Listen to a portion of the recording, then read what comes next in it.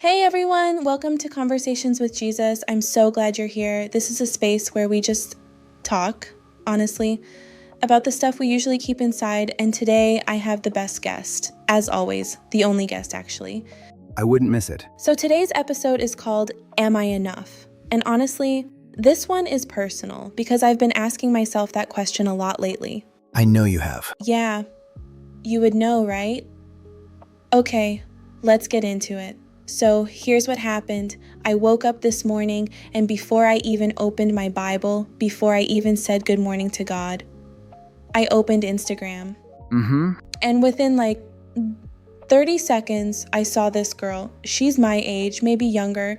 She has this amazing apartment, this perfect skin.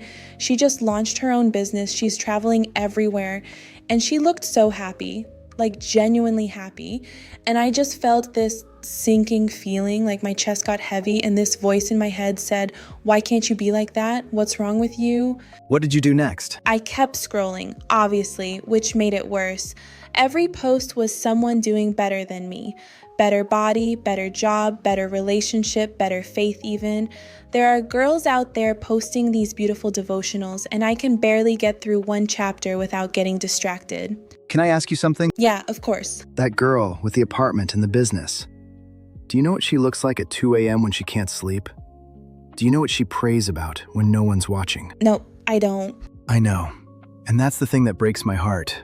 Not that you're not enough, but that you keep looking at everyone else to find out who you are, when I already told you. But I compare myself to her every day. I know. And that's the thing that breaks my heart.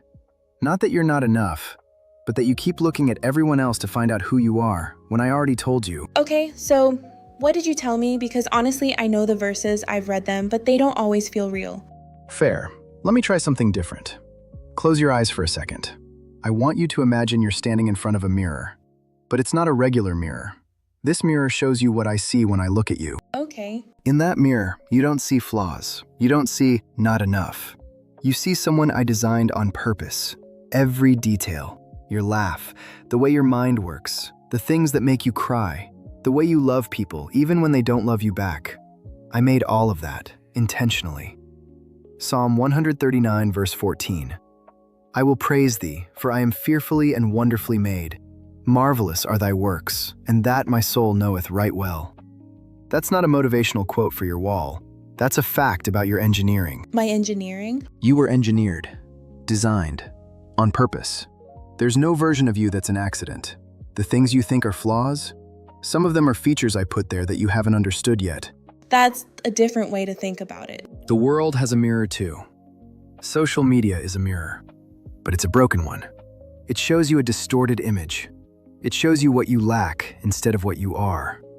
And you've been staring into the wrong mirror. I stare into it every single morning. What if tomorrow morning, before you pick up your phone, you picked up my word instead?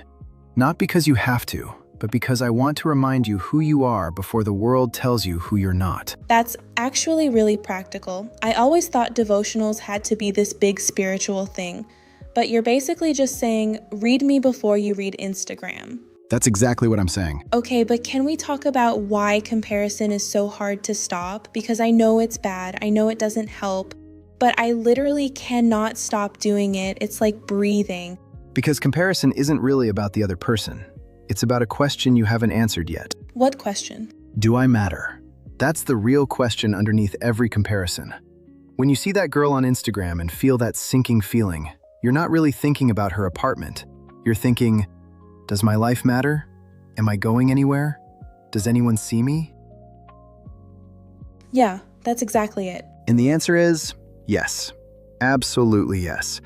But you keep asking the wrong source. Instagram can't answer that question.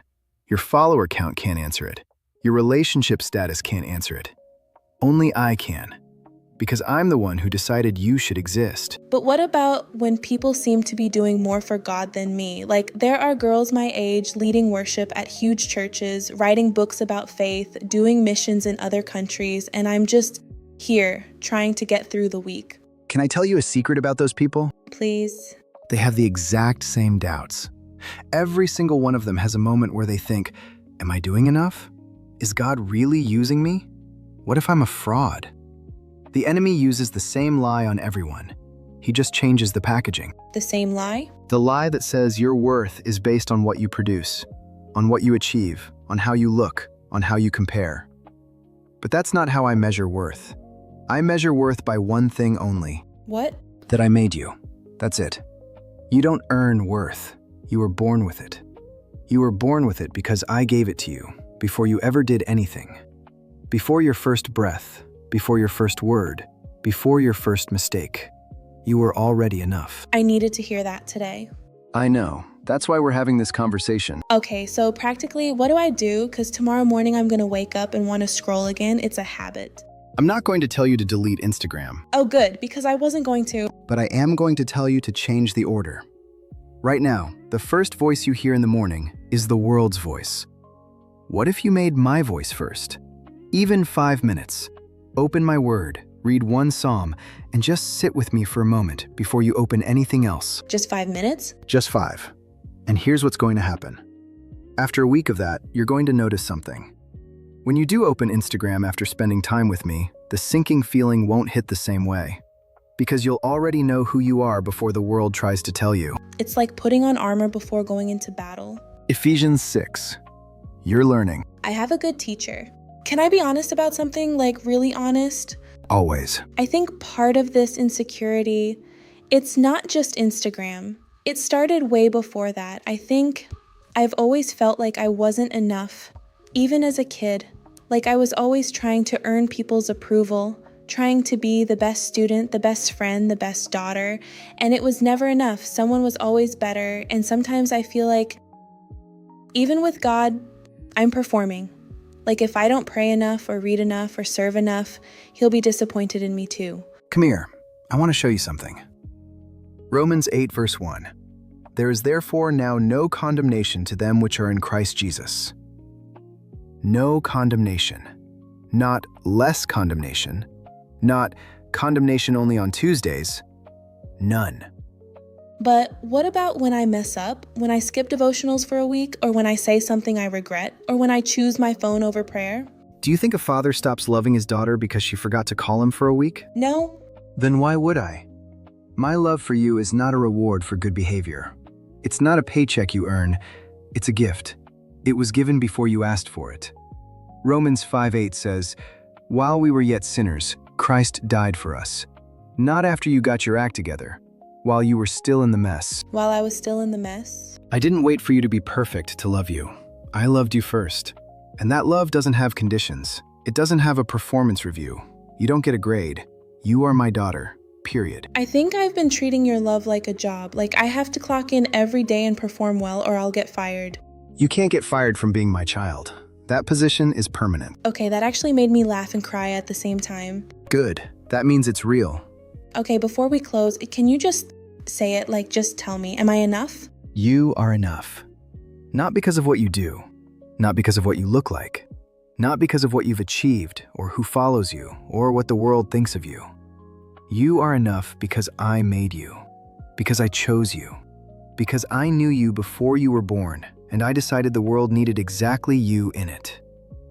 Jeremiah 1:5. Before I formed thee in the belly, I knew thee. And before thou camest forth out of the womb, I sanctified thee. You were set apart before your first heartbeat.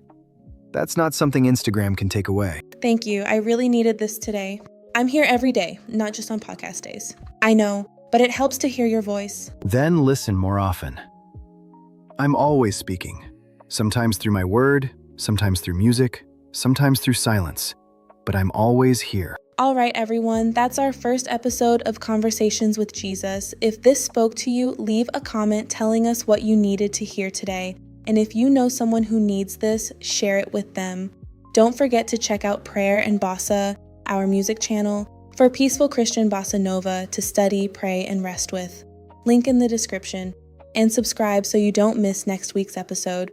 We're going to talk about anxiety and how to give your worries to God when your brain won't shut off. It's going to be a good one. They're all good ones. You're here.